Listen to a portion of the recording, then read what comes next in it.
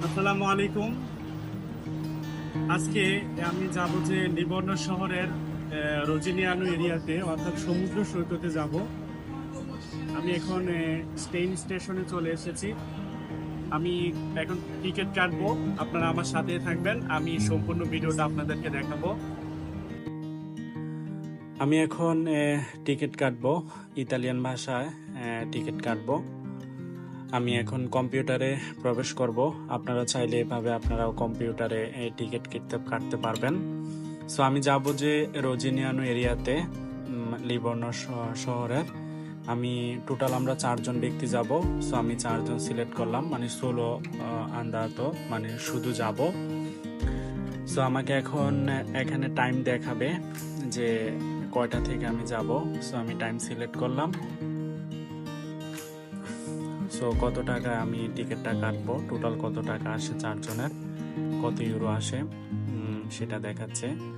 So আমি সেটা select করলাম, আমি ফাইনাল টিকিটটা কেটে ফেললাম।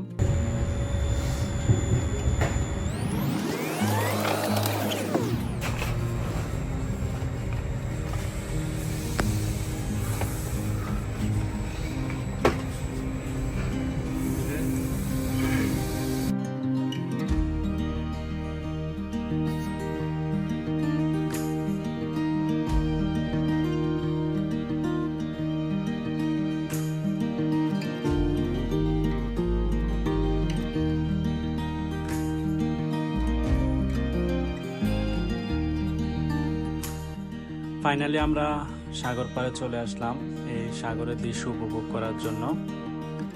এখানে প্রতিনিয়ত অনেক মানুষ আসে সাগরের অপরূপ সৌন্দর্য দৃশ্য উপভোগ করার জন্য। যেই সমুদ্র সৈকত দিয়ে, অর্থাৎ হচ্ছে যে এই সমুদ্র সৈকতটা হচ্ছে যে ভূমধ্য সাগর। এই ভূমধ্য সাগর দিয়ে আমাদের সাউথ এশিয়ান প্লাস হচ্ছে যে আফ্রিকান অনেক লোকেই লিবিয়া হয়ে ইতালিতে প্রবেশ করে। এই সাগরের দৃশ্যটা আমি আপনাদেরকে সম্পূর্ণ দেখাবো। এই যে সাগরের দৃশ্য দেখা যাচ্ছে, এখানে হচ্ছে যে এই সাগরের দৃশ্যটা আপনার সাগর অনেক উত্তাল থাকে।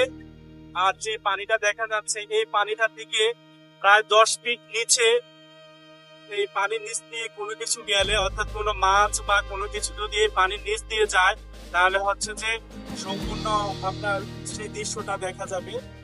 আর এই পানিটা হচ্ছে যে মূলত হচ্ছে যে আপনার এক ধরনের নীল বর্ণের পানি। আর এখানে এই দৃশ্যটা উপভোগ করার জন্য এই সামারের সময়টাতে আপনার অনেক বেশি মানুষ প্রতিনিয়ত সাগরের সৌন্দর্য উপভোগ করার জন্য প্রতিদিন আসে। সো আমি চেষ্টা করেছি আপনাদেরকে এই সম্পূর্ণ ভিডিওটা দেখানোর জন্য। আর এই সাগরের দৃশ্যটা আপনাদের অবশ্যই ভালো লাগবে। সো আপনারা কে কেমনটা দেখতে পেরেছেন আমাকে অবশ্যই কমেন্ট বক্সে জানাবেন। আশা করি আপনাদের অবশ্যই ভালো লাগবে। ওকে, ভালো থাকবেন সবাই। দেখা হবে অন্য কোনো বিষয়ে, অন্য কোনো টপিকসে, অন্য কোনো ভিডিওতে। আসসালামু আলাইকুম।